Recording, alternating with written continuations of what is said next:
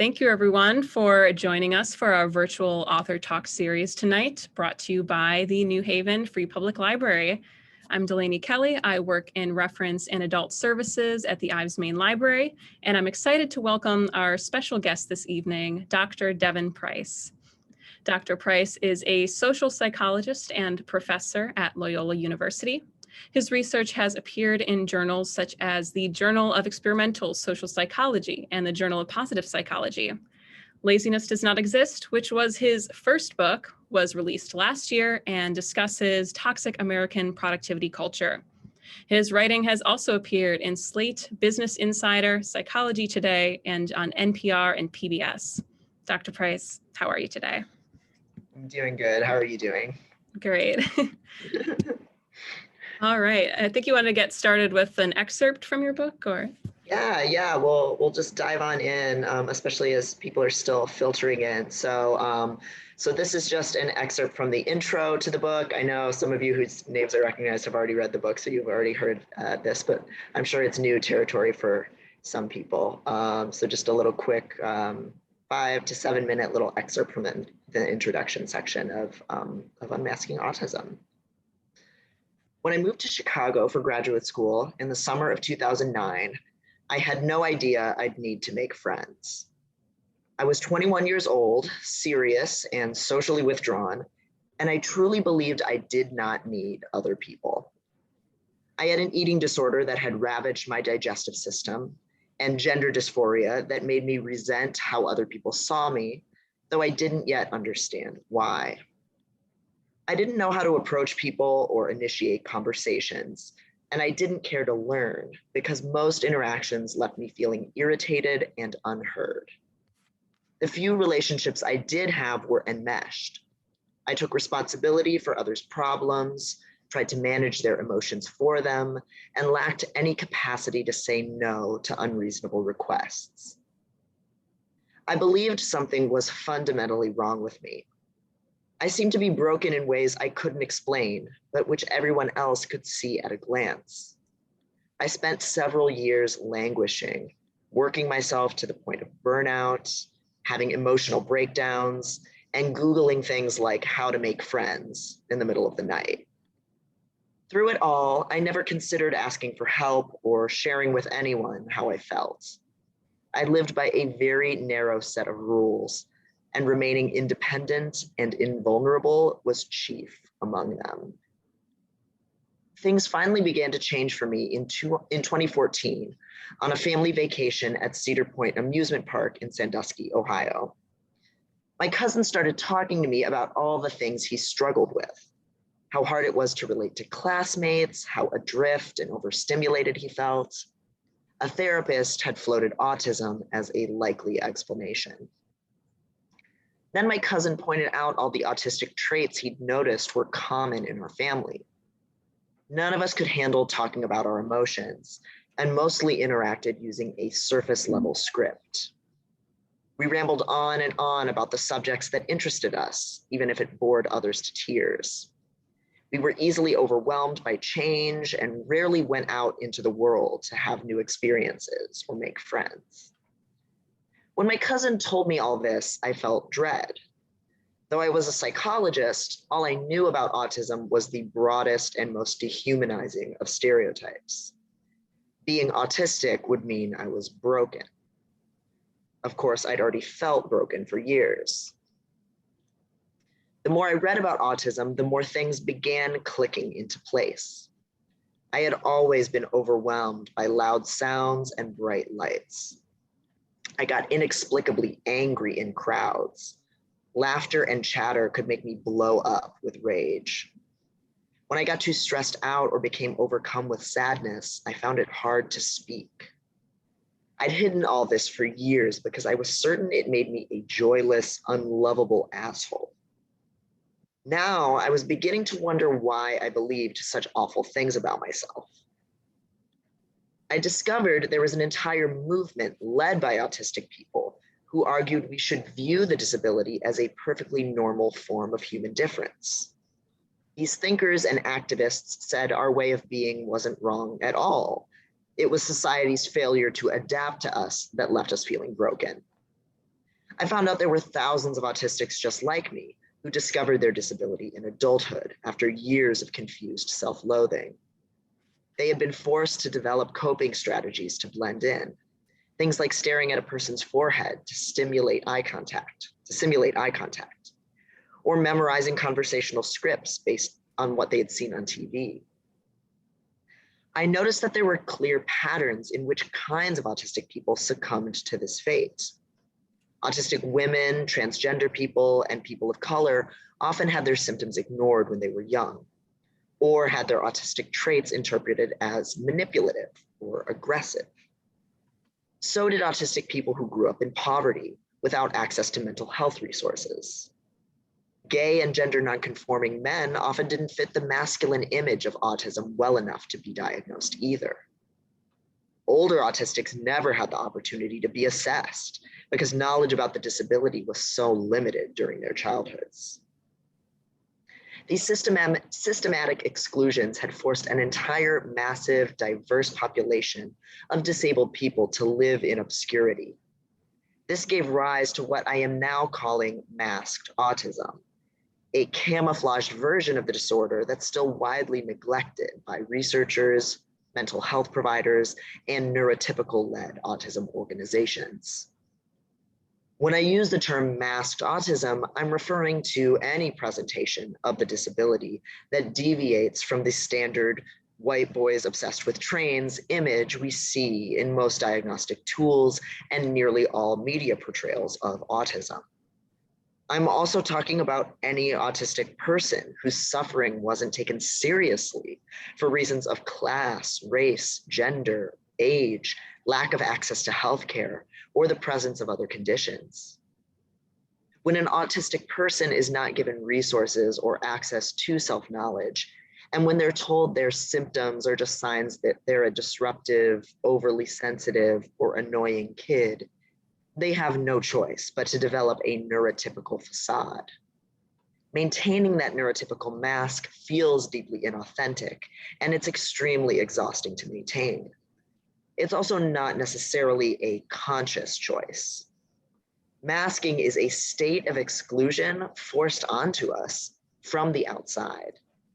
A closeted gay person doesn't just decide one day to be closeted. They're essentially born into the closet because heterosexuality is assumed in our culture, and being gay is treated as a rare afterthought or an aberration. Similarly, autistic people are born with the mask of neurotypicality pressed against our faces. We only get the opportunity to take our masks off when we realize other ways of being exist. Learning to live authentically as an autistic person is a lengthy process for those of us who have masked all our lives. However, exploring a neurodivergent identity and beginning to forge community alongside other disabled people are crucial first steps. And that's the excerpt. Thank you. Thank you. Yeah. It really shows the, the effects of that kind of masked autism and how that's reflected in society. That's a great introduction. So before we get started, I think we should kind of define for people first what autism is, what it looks like, because some people might be coming to this with misconceptions or not quite sure what autism really is. Yeah, autism is so multifaceted that it's really hard to sum up. And of course, most people's understanding of autism is just those really tired, white boy obsessed with trains stereotypes, which of course that is certainly a segment of the population, but the media portrayals of what it means and what it feels like are really, really limited. So the best way to sum up what autism is that I found comes from this account called the Autistic Hats. And the way they really talk about it is thinking of autism as largely being guided by bottom-up processing, interpreting the world in a very piecemeal, bottom-up fashion, whereas most non-autistic people or allistics experience the world in more of a top-down fashion. So what does that mean? I think the easiest to understand example of that, I think, is sensory issues. I think most people or many people know at this point that autistic people appear to be very sensitive to sound and smells and textures and all of this kind of sensory input.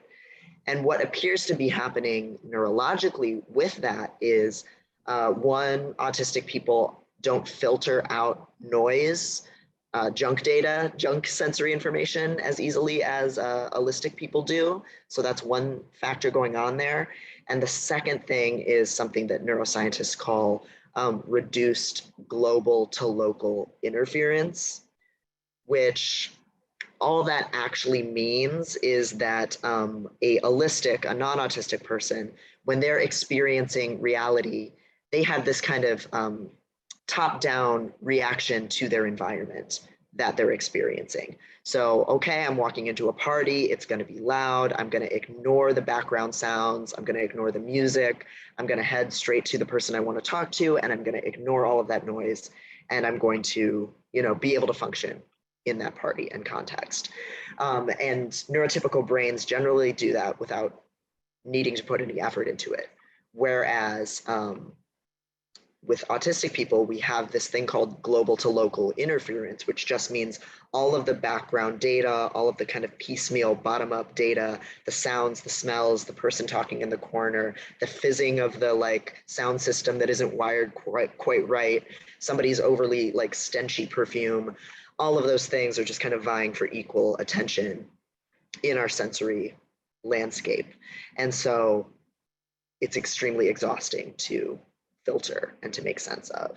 And that's true of basically everything that autistic people are trying to make sense of in the world, whether it's nonverbal cues, whether it's just learning to navigate a new unfamiliar surrounding, learning a new skill. Everything is just bottom up for us. And that is why we tend to find, situations hard to read, social situations exhausting, and sensory information really overloading. Thank you for that definition. Sorry about the brief technical difficulty there. Oh, no worries. Yeah, I figured I could just vamp until you were back. Thank you for that. I guess how does masking kind of play into that? How do autistic people learn to mask in society? What is kind of kept hidden in that sense? Yeah, so I think connecting back to the bottom-up processing piece that I was just talking about, one way that autistic people have to mask and learn to mask really early on is pretending that you know what the hell is going on. A lot of times you're just thrust into a situation where everybody else seems like they know what to say, what not to say, where to stand, what to do. And there's all these little unspoken rules about how you're supposed to comport yourself in the office versus at a party versus in a public space where you don't know people, like a coffee shop. And so for a lot of autistic people, the way that we mask the fact that these differences make no sense and we were never given the playbook is we just imitate what the people around us were doing. Even if we don't know why everyone's standing that way or why no one's talking to each other, we just do that. Or another way that we really mask how confusing social reality is to just be super, super inhibited. So if you know that you don't know what the right thing to do is, the safest bet sometimes can be just doing nothing. And so a lot of us become really passive, really agreeable, shut down. Again, we mirror other people, really uncomfortable if someone seems unhappy or displeased with us, because all we know is that hey, I'm screwing up all the time. So I need to just make myself basically as small as possible and as conforming as possible.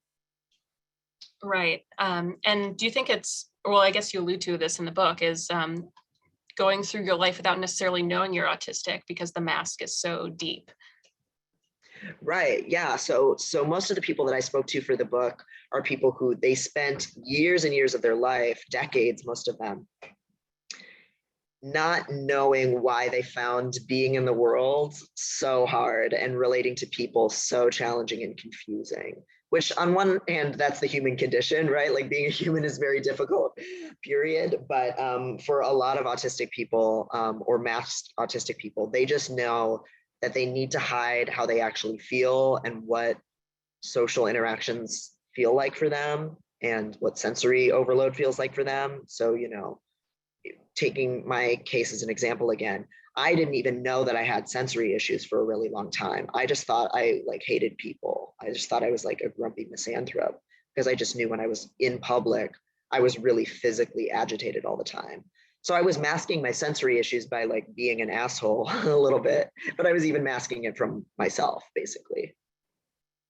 So what was it like in your experience to kind of put a name to all these things that you didn't know that you were experiencing for a long time?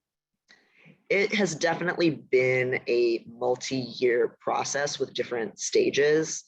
I think I allude a little bit in the excerpt I just read to how the first step of realizing you might have some disability like autism is, for me, and I think for a lot of people, is a lot of stigma and a lot of dread and bargaining and not wanting it to be true because all you know is the negatives. Then you kind of have that stage where things start clicking into place and you realize, oh, this dreaded condition that I really don't want to have, it isn't what I thought it is. It isn't all bad. There's lots of cool people who are autistic. There's lots of very sensitive, creative, interesting people who are autistic. It's not what I was, propagandized into thinking was a bad thing. So that seems to be like the next stage of the process, or it was for me. Then I would say there were a couple of years of feeling kind of like I was limited and kind of doomed in a certain way that were kind of negative, where it's like, and I think probably others, other autistic people who are here maybe can relate to this too. It's freeing to realize, oh, there's a reason why I found life so difficult. But then it kind of sits with you and you worry, oh, I'm always going to have this disability. So does that mean life is always going to be this hard? Am I never going to be able to relate to people? Am I never going to be able to go out in public comfortably? Am I never going to be able to work a full-time job?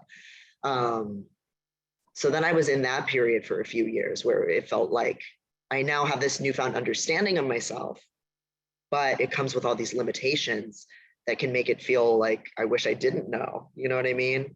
Mm-hmm.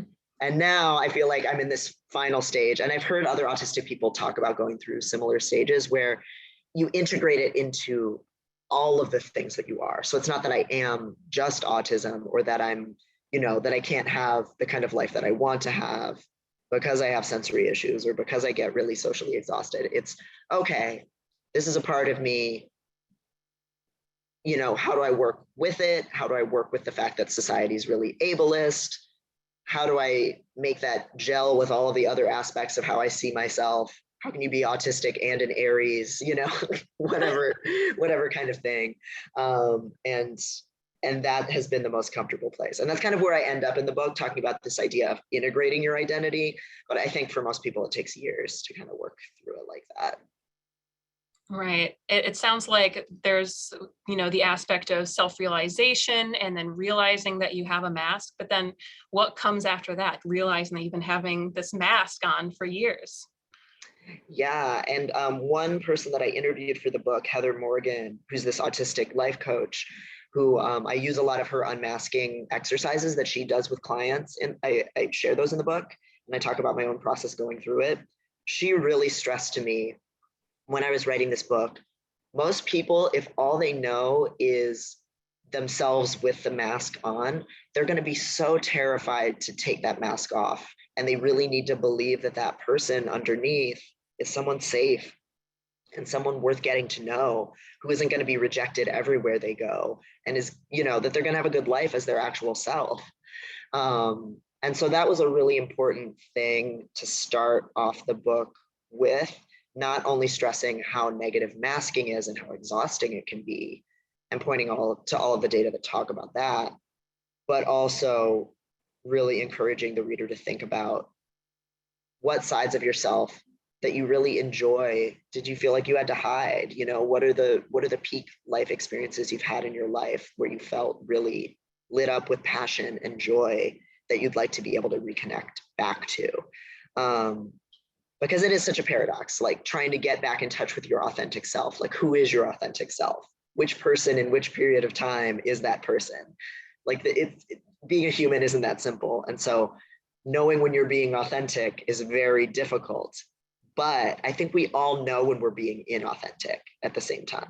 So it's almost like we're removing the mask, we're removing the barriers and the little self-protective shields that we have up. even if we'll never get to that place of just being like fully authentic all of the time, because we're always changing and growing. So it's hard to like arrive at that point, if that makes sense. Absolutely. I really appreciated how you included those exercises throughout the book that can really help autistic people kind of reconnect with their authentic selves. So that was really nice. I was wondering if you could speak more on this idea of the autistic closet that you kind of allude to in your excerpt, which you kind of compared being in the closet for your gender, sexuality. Like, how do autistic people decide whether to be out to friends and family or work? It's such a tricky calculus. In the book, I talk a little bit about the research, and there hasn't been that much research yet because autistic adults just don't get studied much. Even autistic kids, when there's research done on them, it's usually on their families and what their families feel like being burdened with them, unfortunately, rather than studying autistic people's interior experiences. And so that's a big problem. There isn't a ton of data about what that experience of coming out as autistic and unmasking as an adult looks like. We do know from some research in the journal Autism in Adulthood that around half of people who come out as autistic at work kind of regret doing so or feel like it didn't really bring anything positive to them.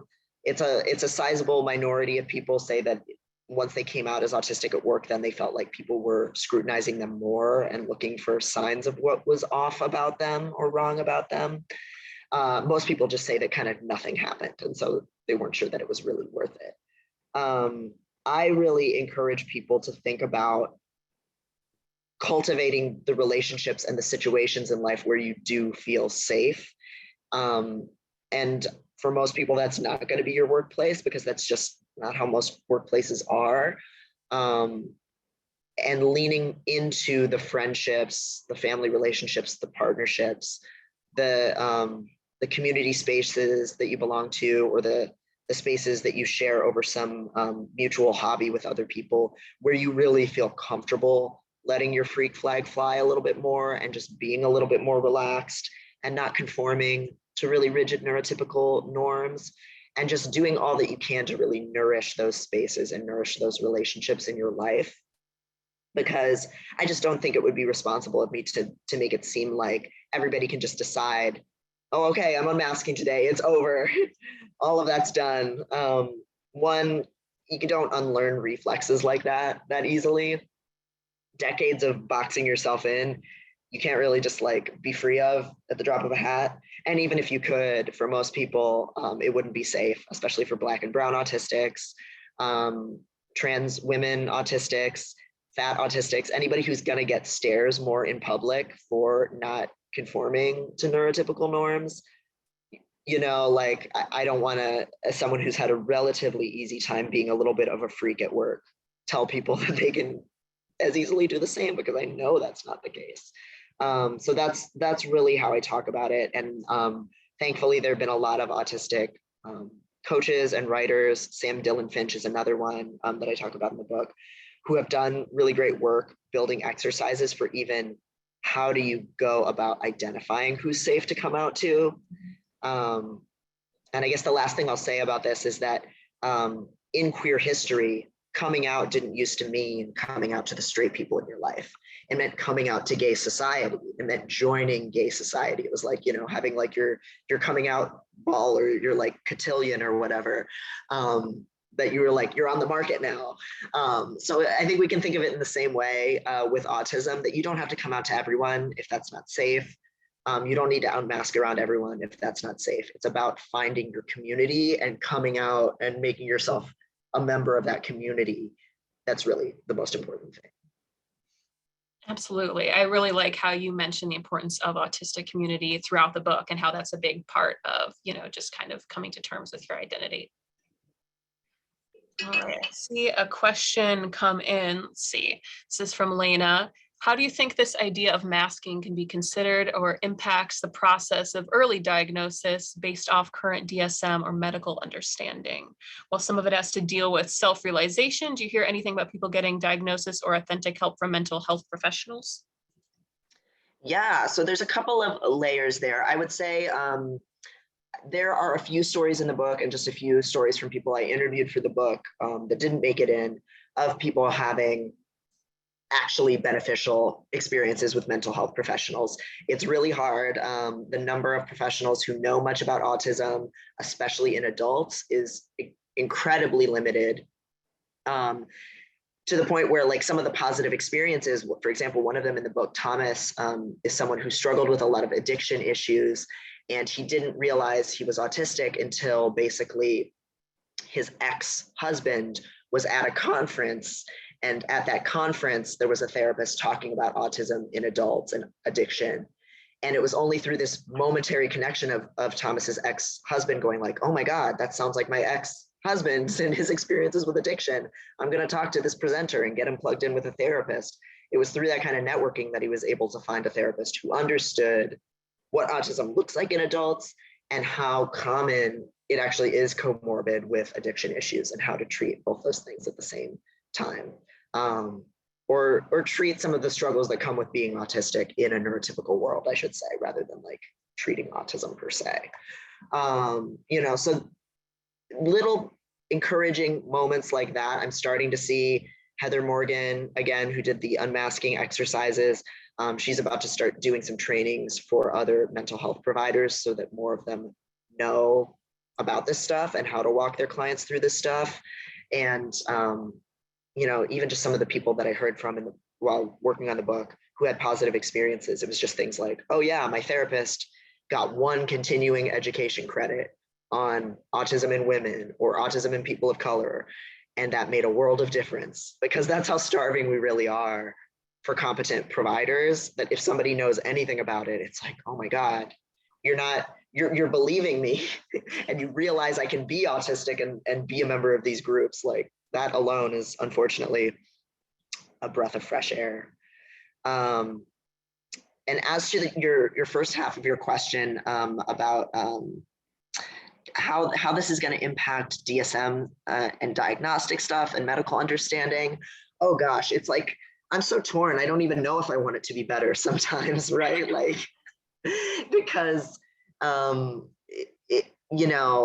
even though getting a diagnosis as a kid unlocks access to resources for some people, it also gets you so much stigma and mistreatment from teachers and psychiatrists. It gets kids put in ABA therapy, which we know most autistic people who go through applied behavioral analysis therapy say it was an absolutely horrible experience. I've heard some exceptions, but generally it's something we don't want for people in our community to have that be the pipeline that they're put on. So I don't know, I know that in practice, psychiatrists have gotten a little bit better at detecting autism in women and girls as they've learned that it's quote unquote different in girls, or they've learned that it can look a lot of different ways. Has that been a net good for the world? I guess so. Yeah, I guess, psychiatrists being more mindful of the variety of different ways autistic people can be, it's probably a good thing for helping us find each other and find our community at the end of the day. But it's so fraught because I don't know, it's so hard, because anytime we're talking about working through the psychiatric establishment, getting a label for what you're going through and getting the ability to find your community also comes with all of these treatments that aren't necessarily good for you and all of the stigma. So it's a whole convoluted mess. But for better or for worse, the cat's out of the bag. And I think people are starting to realize that they need to broaden their understanding. And I think, if not that being a good thing in the psychiatric understanding, it is a good thing in the zeitgeist, right? Like, it's a good thing in the culture. So, yeah. For sure. And even just the way that autistic traits are kind of pathologized under the diagnostic criteria, like special interests is just a perfectly normal, healthy thing to have. And it's pathologized as this disorder. Right. Yeah. The idea that that's like a sign of someone having a disorder, that they like love things passionately. It's not great. And the idea that we would stigmatize kids for that, when most kids can be just like freakishly, beautifully passionate about, snails or rocks or, bat biology or whatever it is, as long as it's in the spirit of helping them find their community and find other people they can be freakishly passionate around, it's a beautiful thing. But it's when we pathologize it as an illness that needs treatment or censoring that not so good. Absolutely. Yeah. We have another question. My 11-year-old autistic daughter is watching. I would love to ask you, how can you unmask? So kind of going back to that, like, what is that process like? Oh, yeah. Well, first of all, hi. Thank you for being here. I guess I would say, especially if you're an 11-year-old, like, so you're probably in middle school, and that is the worst, or you're about to be entering middle school maybe. And that is a really judgmental time. Like, a lot of people around you will just, if it was anything like my middle school experience and many people's middle school experiences, at around that age, people start saying lots of really judgmental things that can really get under your skin and make you feel like you need to rein in who you are and stop being so excited about things. That's definitely when I felt a lot of pressure to kind of dim my light in that way. So I guess I would say if you're that age and you're autistic and you're thinking about unmasking, I would say, I hope, obviously you have a parent who's watching this with you, so I hope you have a good support system to help you talk through this stuff. And I think it's not about escaping that judgment. I think it's about noticing it and noticing when you feel a pressure to, conform or go along with what people want you to be, or whenever you feel a pressure to make yourself smaller. And sometimes you're going to give in to that pressure. We all do. It really gets to you, and don't beat yourself up for that too much. That's kind of, unfortunately, a really hard part of life. But I think the more you can notice it and realize that person, no matter how strong the judgment that they're pointing at me is or feels, that doesn't mean they're right. That doesn't mean they know what they're talking about. And it doesn't mean that I have to live this way all of the time. And separating like how other people react to you from how you really feel about yourself and who really feels safe. And just making sure you're always are trying to find people that you actually can openly be yourself around. That will help surviving all of this stuff. And I'm so sorry if you are in middle school. And I hope maybe it won't be as bad of an experience as it was for me, because I didn't know I was autistic at the time. So, hopefully you have good supports in place, but it's never about escaping the hardness. It's about just like learning to notice it and notice when you feel that pressure and knowing when to like ask for help, making sense of it and like thinking through it and being strong in the face of it. But yeah, so I'm glad you're here, and I'm glad you're thinking about this stuff, and I hope that helps. That's great. I mean, that's a difficult time, autistic or not. So that's a great answer. Yeah, absolutely. All right, we have another question from Rory. What are your thoughts on the debate with autism communities about it being a neurotype versus a disability? I think that's like a distinction without a difference for me, right? Like, so I'm trying to think how to unpack it for anybody who's not privy to that kind of debate. So there's this idea that autism is a neurotype. I would really say it's probably actually a variety of different neurotypes, right? Almost everybody is their own neurotype. But this idea that autism is just this naturally occurring source of diversity, which I absolutely buy into. And definitely the book is written from that idea of neurodiversity, that there's a variety of different kinds of neurodiverse people, and that includes people with bipolar, that includes people with narcissistic personality disorder, Tourette's, OCD, brain injuries, all of it. Anybody who deviates from the neurotypical norm, which I would say ultimately is most people. Most people do not live up to the neurotypical ideal their whole lives.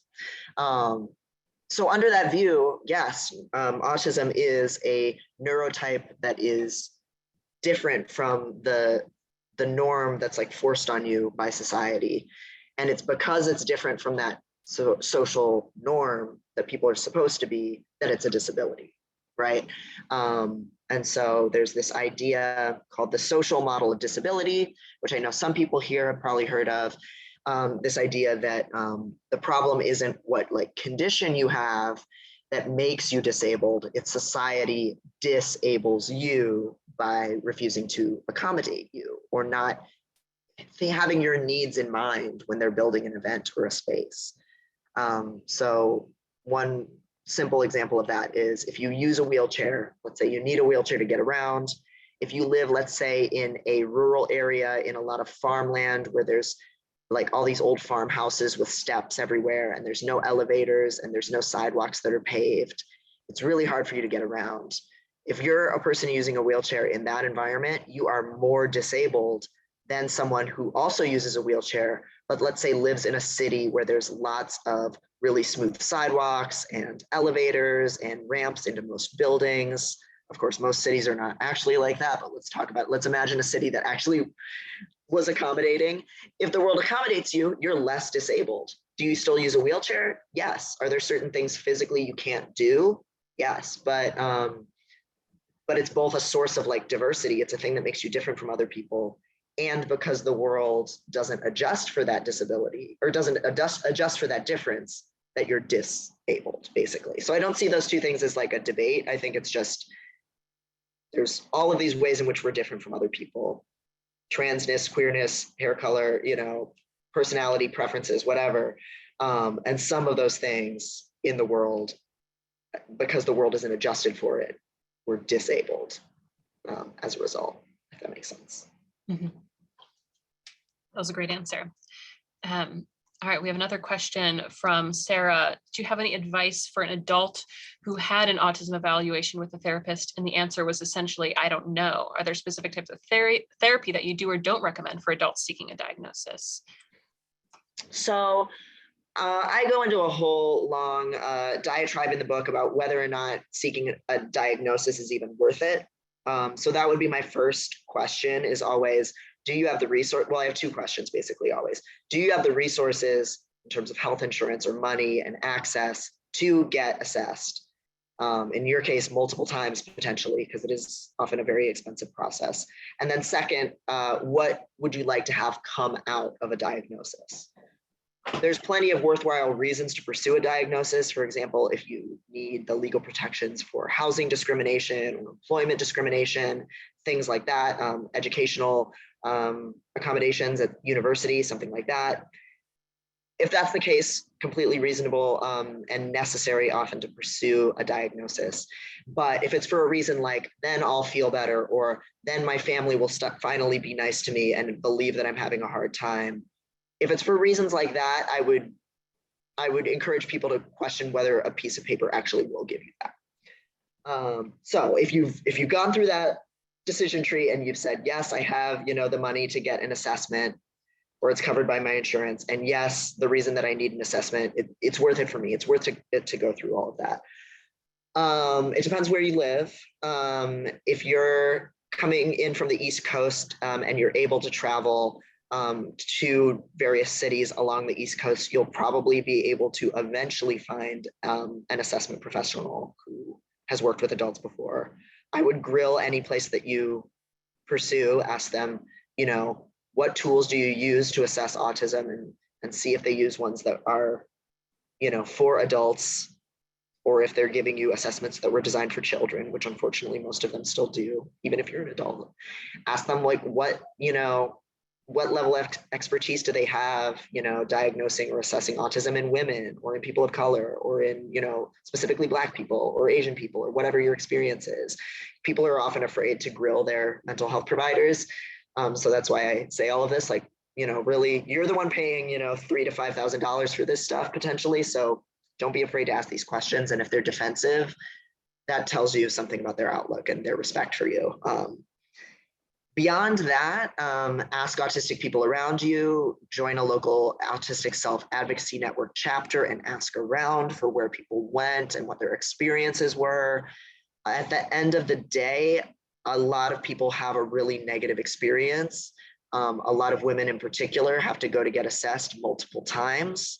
Unless you know someone who knows someone, that's just kind of something, unfortunately, you have to be mentally prepared for if you've decided going through that whole rigmarole is worth it. And of course, my perspective is you don't need to diagnose something that is a source of human diversity.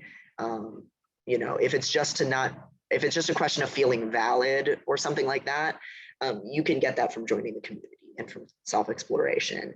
And so if you can't afford in either time or money to go through that whole process, but you still recognize that you have common struggles with us, that's enough. So that's the other thing I always, say about that. Great. Yeah. And I know that you also draw connections again with like transness and trans identity and how that was, a diagnosable condition, but now, it's more something that you find within yourself. And I find that really interesting as well. Exactly. Yeah. For many, many years, if you wanted to get top surgery, if you wanted to get hormones, if you wanted to get bottom surgery, whatever it was, you had to be diagnosed with gender identity disorder. You had to be identified as having a mental illness that justified you getting that medical care. And then usually you still had to really prove that you really needed it, right? Like you had to live as your target gender, as they called it at the time, for like a year or more without any hormones before they'd let you have hormones. And we finally got to a place, in some places in this country, certainly not all of them, because there's been a huge backlash, where we finally just recognized, hey, transness just is, it just is what it is. And we can just trust people once we tell them, here's the, get their informed consent, tell them the health risks associated with the treatment. Once they consent to it, they know their body and they know what they need. And I think we absolutely can do the same thing with autism. When you feel uncomfortable in a space, if you have struggles reading social cues, like if you struggle with this stuff, you can just join the community, just like you don't need a diagnosis to like join the gay community. Just the more of us there are, the better. So why would we gatekeep that? Absolutely. All right. We have another question. Do you have any advice on finding local autistic-led advocacy groups and communities? Everything that shows up on Google in my area is Autism Speaks-esque or ABA supporting groups. Yeah, so again, hop on ASAN, the Autistic Self-Advocacy Network, and look for a local chapter. And if you are in kind of a major, city or a college town, you should be able to find one that exists, at least digitally, if not having in-person meetings. I've also found a lot more success looking, it's kind of archaic now, but Facebook rather than Google. Again, Google does get really bombed by like the orgs that are for parents and that are like Autism Speaks associated, because there's lots of money in those organizations. So they really boost their Google AdSense SEO and results. So they're always at the top of the list. But in my case, hopping on Facebook and looking for local like autistic groups, actually autistic, is a good hashtag to look for. The chapter here in Chicago of ASAN is called Autistics Against Curing Autism Chicago. So look for language kind of like that, or Against Autism Speaks, because a lot of times one of the things that causes these local communities to form is some kind of counter protest against like an Autism Speaks event. And we just, we're on the heel end of autism acceptance or autism awareness month. So that means there's probably been events in your area this month. If you're in, a major civic area, so kind of look around to see if there were any Facebook events that were people, protesting Autism Speaks or something like that. And you'll maybe be able to find things. And yeah, the actually autistic tag, the autistic adult tag on social media, and things like that can start you getting looking. And sometimes meetup.com is still actually pretty good. Like there was an Asperger's discussion group here that was still meeting in Chicago that, though obviously many people have many issues with the term Asperger's for understandable reasons, it was a pretty solid way to kind of meet people as well. Great. And for those who don't know, like, why is Autism Speaks bad as compared to other organizations? Yeah, so Autism Speaks, for many, many years, for the majority of its existence, it didn't have any autistic people on its board. And it was all geared pretty much towards the non-autistic parents of autistic kids, with a mind towards let's find a cure and let's approach autism as this horrible thing, this horrible disease really that steals your child away from you. Famously or infamously, Autism Speaks had an advertisement several years ago that was like this really like doom and gloom, like spooky advertisement. And it was like, I am autism. I'm making your child like stop looking at you and like stop talking to you. It was like this very insidious, like horror movie narration portraying autism as this thing that stole people's kids away from them. And they also used to spread the myth that's like completely unfounded that I think they used to claim in the 1990s that like 80 to 90% of all marriages where there was an autistic child in the family resulted in divorce. All of these just horrible things, portraying autistic people as a burden. And so it needs to be prevented and cured and eradicated from the population, basically. So that's why most autistic people are not big fans of Autism Speaks, just to put it mildly. Right. All right, we have another question. In the course of your research for the book, did you come across people who were unable to unmask as fully? If so, did you find any correlations between how they were able to cope with switching, masking, and unmasking, or maybe advice for doing that? Yeah, I didn't really find it being quite as clear cut as that. There wasn't too many people that I spoke to for the book who were just like, oh, I'm not unmasking. I'm not interested in that. I would say there are people who came to think of masking as a tactic that they could deploy and that they could control in certain situations.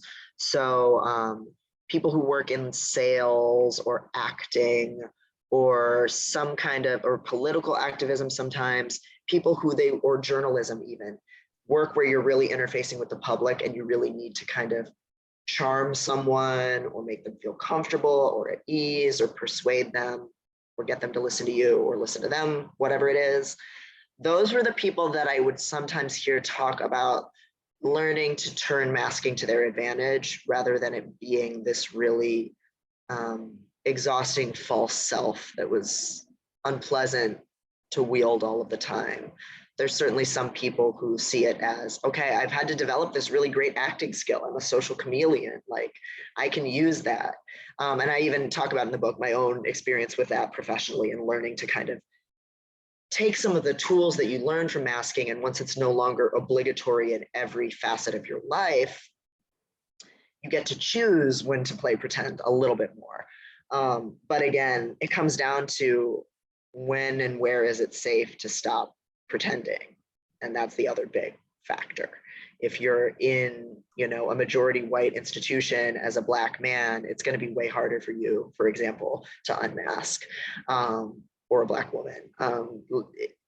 So that's the other really big commonality, that if someone's marginalized, and especially if they're the odd person out in a professional environment and they know they're going to be really heavily scrutinized, those are the people who, they're usually still having to mask, and they're having to find ways to minimize that impact. So not coming into the office, fighting like hell to keep that work from home option, not having their camera on during meetings, because as soon as the camera's on, even though it's on Zoom and you're at home, you have to like mask and look like you're paying attention in a certain way.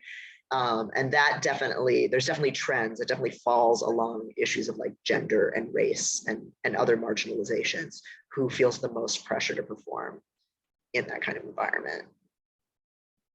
Definitely. It sounds like that ability to switch kind of on and off in a neurotypical society is really important. Yeah, absolutely. We have another question. What are some of the best ways to be an holistic ally to an autistic friend? The simple one is believe them, like a lot of times we have been told we're being really picky about food or about plans or whatever, that we're complaining too much, that we're too sensitive. Just ignore that sound, stop complaining about this thing. So just having someone in your life who can actually believe you when you say you're uncomfortable or that you don't understand something makes such a world of difference. And I think the best allies don't even realize they're doing something, like, because they don't resent that they're doing it. It doesn't seem hard to them because they actually respect the autistic person. So for example, the person that I'm dating right now, like multiple times, like I've gone out to a bar with them and I've been like, oh, the lights are really bright in here, which you don't expect in a bar in the middle of the night. Like it should be kind of dim and warm, and they've just gone to the bartender and been like, can you dim the lights? It's kind of like, the vibes here suck, and multiple times the bartenders have been like, oh, you know what, you're right. Like the aesthetic right now is garbage. Like, and they've like dimmed the lights and they've like thanked them. And that's something that I would never, ever in my life think to ask for. I would think that was too needy, too complaining, like, so just having somebody communicate that on my behalf is like a godsend. It makes me feel like I'm not a baby, gets my sensory needs met, and it models for me that it's not actually that big of a deal to like advocate for yourself or be advocated for. So stuff like that's huge. Communicate very literally. If you find yourself getting annoyed or frustrated with the autistic person, that's fine, that happens. But just like try and backtrack and think, was there a moment where I asked a question that I hoped they would pick up something between the lines and they didn't pick up what I was implying, and so now I'm frustrated with them? And can I make that more explicit? And that can be something as simple as, hey, that other night when I was asking you about what you had to do tomorrow, that was me trying to signal that it was time for you to leave my apartment. Like it's like, give us the rule book, give us the code book so we know what things mean with you, including when we frustrated or annoyed you, because autistic people, we're fully realized humans. We can still be jerks. We can still hurt someone's feelings intentionally or unintentionally. So the more that allies and loved ones in our lives tell us, hey, it really hurt my feelings when you said that so bluntly, or hey, I was trying to hint at this thing, I realize now you missed that hint. In the future, I'll try to communicate more clearly, but also here are some of the signs that I'm uncomfortable or that I need things, anything that can open up those clear lines of communication, because it does need to be a two-way street. And just working on that with us it's just so healing and helpful. Absolutely. It sounds like, there's a lot of things that neurotypical people don't even notice or like in their world because it's designed for them. And so just taking a moment to really realize, other people have different experiences, and being that advocate for someone else is so important. Absolutely. All right. We have a question. I've listened to a part of the book where you talk about terms like spirited children being used as label avoidance. Thoughts on that kind of as a movement of people kind of dodging the terms of ADHD and autism? Yeah, so beginning in at least the 80s, late 70s, early 80s, there was this movement among parents of disabled kids to really use all these euphemisms for disability, because they were uncomfortable with the reality of their kids being disabled. And they basically internalized that stigma and then dumped that stigma onto their kid. So that's where we get phrases like handy capable, special needs, differently abled, person with autism instead of autistic person.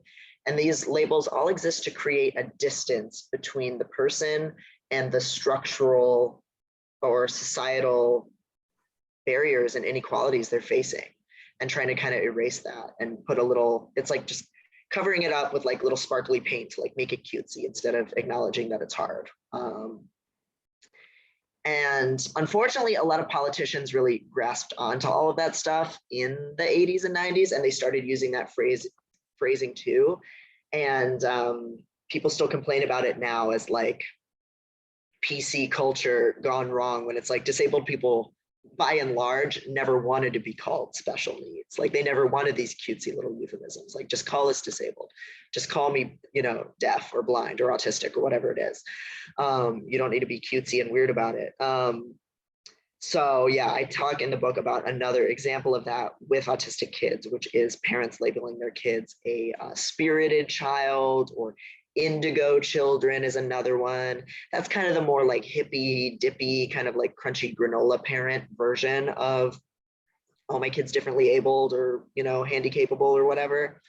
And all of these things, they sometimes come from a well-intentioned and very misguided and ignorant place, where you don't want your child to be synonymous with this label that's super stigmatized. And so you say, oh, they're not that label, they're this other fantastical, magical thing. And the problem with that is that it minimizes anything that's difficult for that child. It isn't all being magical and spirited and, elf-like and whatever, like those, like we're human beings, you know, we have the full range of human qualities. We're not all little magical pixies in the woods. And everything isn't, you know, we can't see everything that we go through that's difficult through that cutesy lens. Some things are really hard, and it's because the world discriminates against us and isn't built for us. You know, I think sometimes some of those parents, they can learn better, you know, there's a real sliding scale of people who are just in utter denial about their kid's disability and will not hear it be referred to as a difficult thing. And then there are people who they use phrases like spirited child or indigo child because they hate the stigma. And so we can kind of educate them that, like, no, it's not the autism that's the bad word. It's the stigma. It's the idea that it's a disorder. It's the idea that there's something wrong with them. And that's what we need to fight about, not language, you know, like, because I do know autistic people who identify as a person with autism. Like, I do know people who prefer that language, and that's fine for themselves, you know. We all have a shared enemy here, and it's the stigma, and it's these systems that aren't built for us. And if we can find common ground with people who are capable of finding that common ground and targeting that stigma head on, that's more important. But yeah, unfortunately, some parents keep their kids from getting assessed or finding their community because they tell them, oh, you're just a spirited child, you're not autistic. And that's really unfortunate. Absolutely. Yeah, I think we're at a really fraught point right now where, you know, arguing over labels and stuff when it's more about just taking down those barriers in society. Which I think is a good place to kind of start to wrap up, is maybe talking about recommendations for, you know, better autistic accommodations in broader society, and, you know, what we can do better, what we all can do better. The one I would really want to hammer home is don't make people go back to the office. For the love of God, like that's one that is just a huge accommodation for so many disabled people for so many reasons, and so many marginalized people, you know, like you don't even have to have any kind of disability to not want to be around a really judgmental work environment that's just really overstimulating all of the time. And most workplaces are that, no matter what. So maintaining remote school options for people, no longer making attending lectures mandatory for college classes, not requiring people return to the office, letting people have flexible schedules and hours in the workplace, and potentially making steps to really advocate for these things being entrenched in law and being protected. I mean, that would be, you know, I'd love to see that covered under the ADA, you know, if it were me. Those things would make such a difference in improving autistic people's quality of life and everyone's quality of life, just giving people that freedom. And I would love to see more of what right now some businesses will voluntarily have sensory-friendly shopping hours, for example, or sensory-friendly concerts or movie nights. And it's almost always targeted to families with kids, and it's almost always like a couple of hours on a Sunday morning, and that's it. I'm not optimistic about appealing to like corporate powers or companies to like just choose to make their spaces more sensory friendly, but I think we do have that blueprint now, right? Of like, you know, like my grocery store has a sensory friendly shopping block of time, and lots of theaters and stuff like that have them now or two. So just really pushing for that to be something that spaces are thinking about, something that libraries are thinking about, that schools are thinking about. Do we need to have fluorescent lights on all the time? Can we ban strong fragrances?